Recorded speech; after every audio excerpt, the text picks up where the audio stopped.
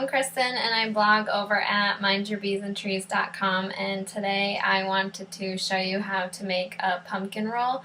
Pumpkin rolls are so delicious and very popular around Thanksgiving and Christmas, but they could really be enjoyed any time of the year, which is why we're doing it now in January. Pumpkin rolls look like something that are really difficult to make, but they're actually not very hard at all, so that's why I wanted to make a video blog about it to show you how to do it so you can make one at home. So the first thing you need to do is get a jelly roll pan. I lined mine with my Silpat here, which as you can see has been used a lot because it's stained. If you don't have a Silpat, then you can line it with wax paper or parchment paper. I tried using parchment paper last time and I did not spray it first with something like this, and it worked, but the edges stuck a little bit to the side of the pan, or to the paper, so I would recommend if you use parchment paper to spray it first, and I'm going to spray the edges of my pan because my Silpat doesn't go quite to the edges of my pan, so that's the first thing that you need to do.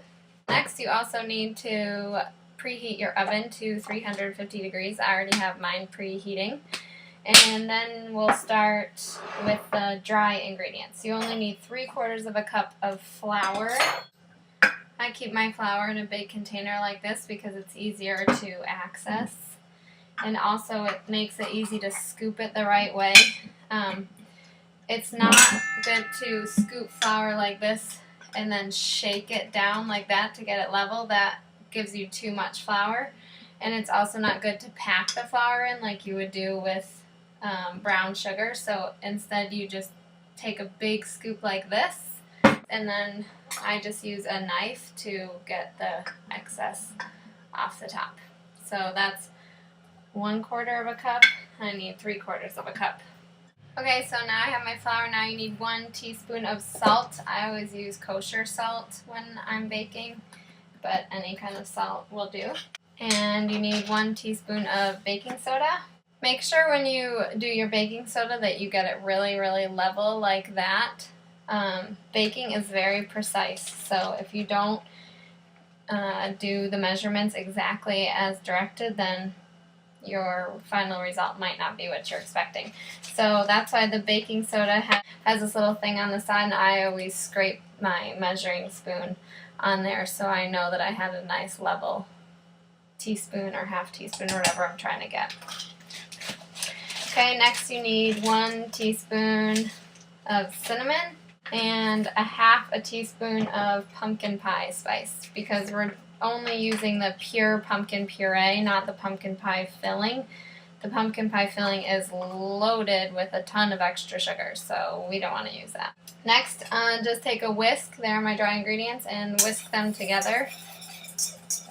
If you don't have a small whisk like this, or any kind of whisk, you can just use a fork.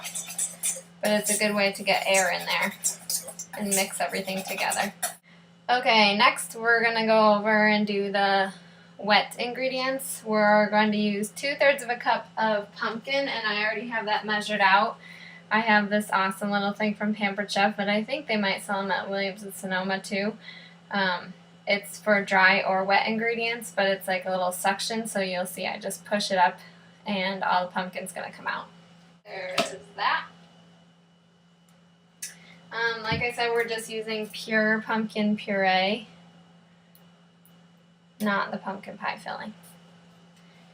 So that was 2/3 of a cup. I need 3 eggs. I'm allergic to eggs, so I use this Energy egg replacer. I find that it works really, really well in baked goods, and you can't tell any difference. I believe it's gluten-free also. It's just made from potato starch and tapioca flour. So that's what I use. But if you're not allergic to eggs, you can just use 3 eggs. You also need 1 cup of sugar. And sugar, unlike flour, you can just put your measuring cup in the container and then just shake it and level it off like that. Once you get the pumpkin and the sugar and eggs in your mixer, you can whisk it together. I forgot to add vanilla, so I'm going to add 1 teaspoon of vanilla to the wet ingredients. I really like vanilla, so I usually let it spill over the side of the measuring spoon a little bit. Make sure if you're using an electric mixer to scrape down the sides of the bowl once in a while to make sure everything gets fully incorporated.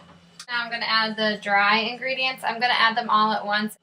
Since it's a cake, I think it's okay to mix it a little bit longer. Usually with quick breads or even cookies or muffins, you don't want to mix it for too long, but with a cake, it's okay to mix it a little bit longer. So I'm just going to mix it a little bit and then we'll pour it into the pan. Okay, it's going to look like you don't have that much batter, but that's because we don't want the cake to get too fat because we have to roll it up. And if it were fat, it would make a ginormous pumpkin roll, which might be good, but it also might be a little difficult to work with.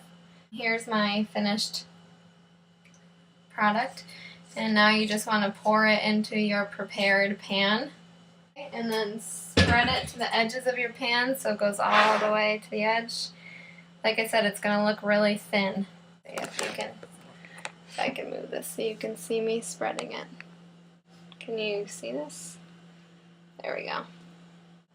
Make sure you get it nice and even because it looks like the middle of mine is pretty thin here, so I'm just trying to even it out.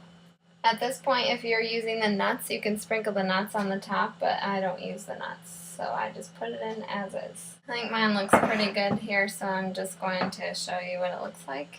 And now I'm going to put it into the oven for 13 to 15 minutes.